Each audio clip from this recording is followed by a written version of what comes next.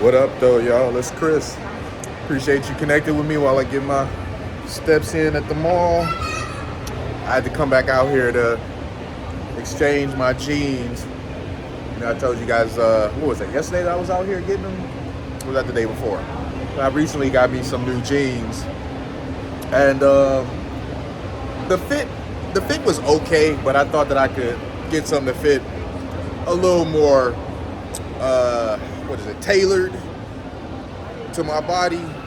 So came back out here to do that switch, and it's done. I'm just having my tea because I try to get in some liquids as well, and that's what we doing. So we multitasking. We out here getting steps in, we getting liquid in, and I'm hollering at y'all. I think I'm gonna find a nice bench to sit at and chill and talk to y'all a bit more. It's a few options. Shout out to you guys, my subscribers. I appreciate y'all as always. I thank you. Riding along with me for this road to 5,000 has been awesome. All the love and support you guys have been giving me has been awesome. I'm gonna get into the topic here, and I'm probably gonna get some hate because whenever I talk about topics like this, it's some women that come from my ass, man. Like I recently discovered that YouTube in the comment section deletes some text messages. Well, or not text messages, but you guys know it deletes comments rather, not text messages. But I didn't know this until I just went like looking through the options and stuff, and I found an area of hidden comments, and woo, man, was that a fun place to go. I had people calling me racist. I had people calling me a piece of shit. It's just all the stuff. I didn't know. I was getting that type of hate.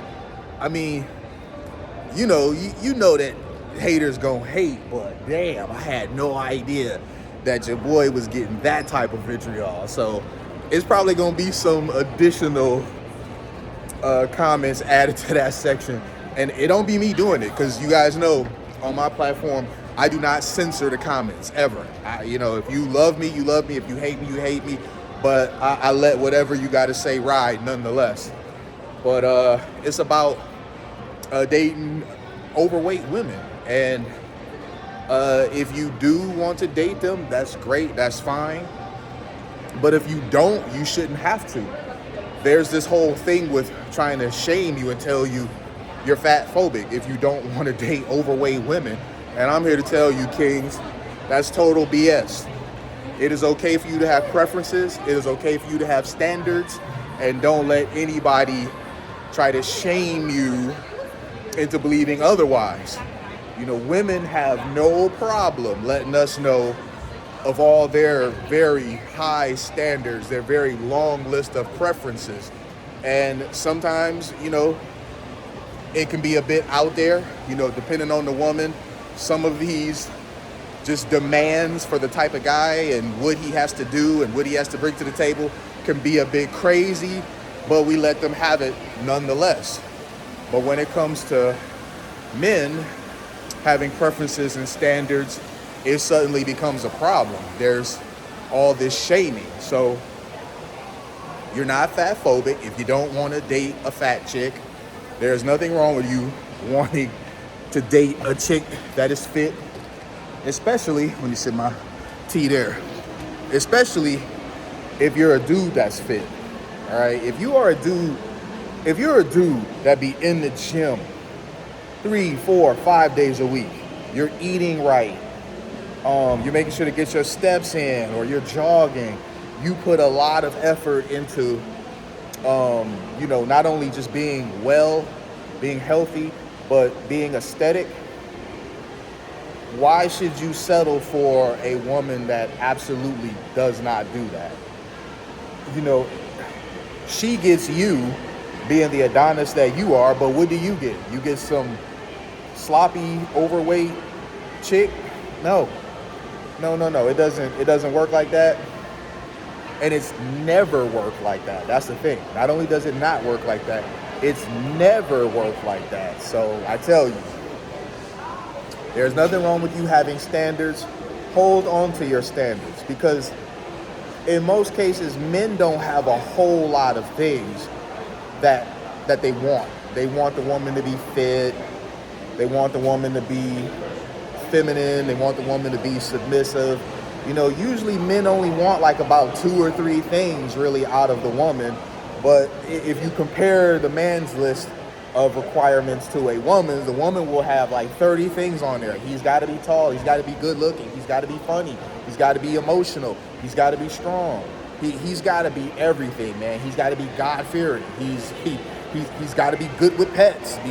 He's got to be a handyman. Like it just, the list be so crazy long.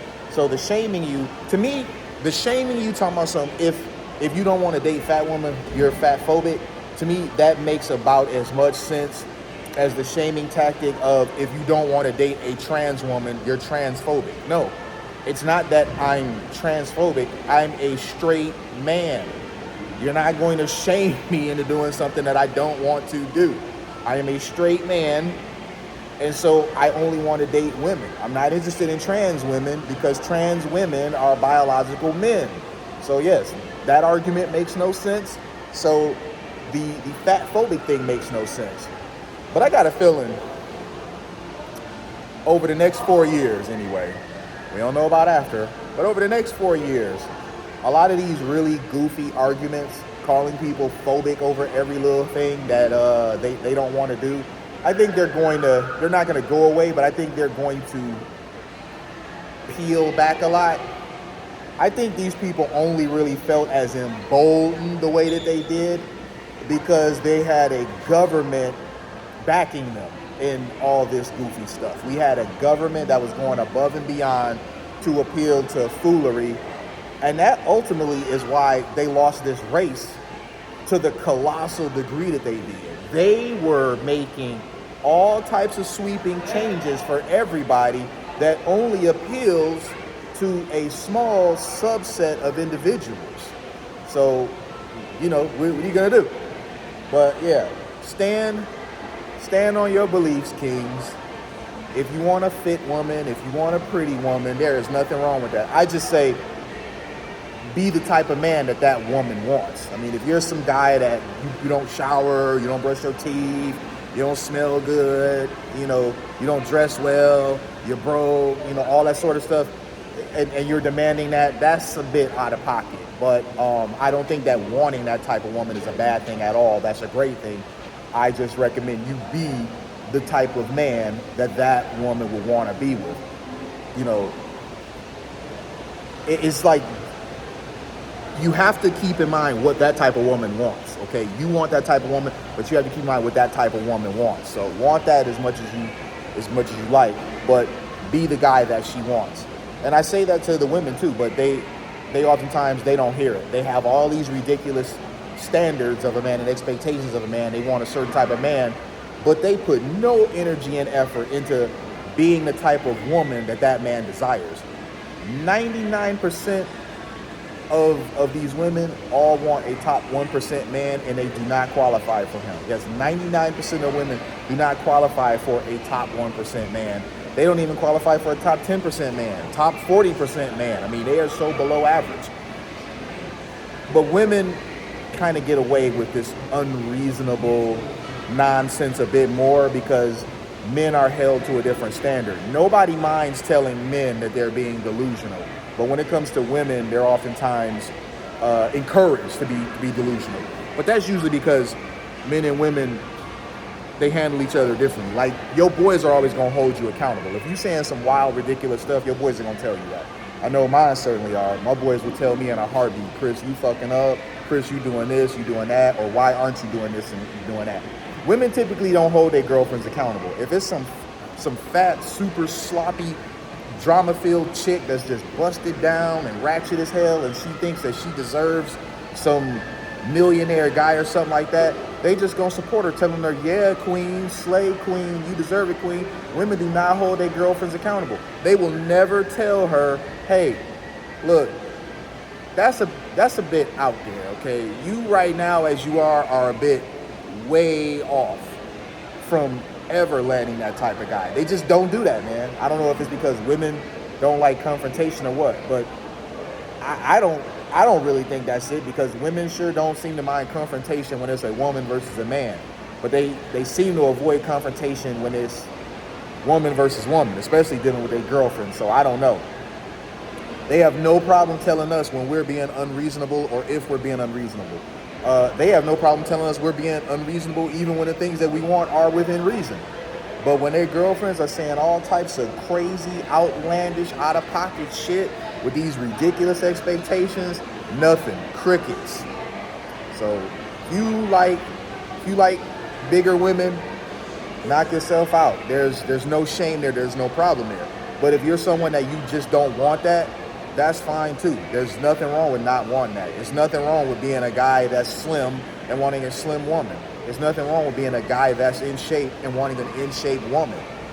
You know, you are not fatphobic because you have preferences and you have standards, especially when you are a reflection of what you're asking for. So I'm gonna leave it there and get back to walking. Then I'm gonna go ahead and head back home, y'all. I appreciate y'all as always. I'm gonna holler at y'all soon. Peace.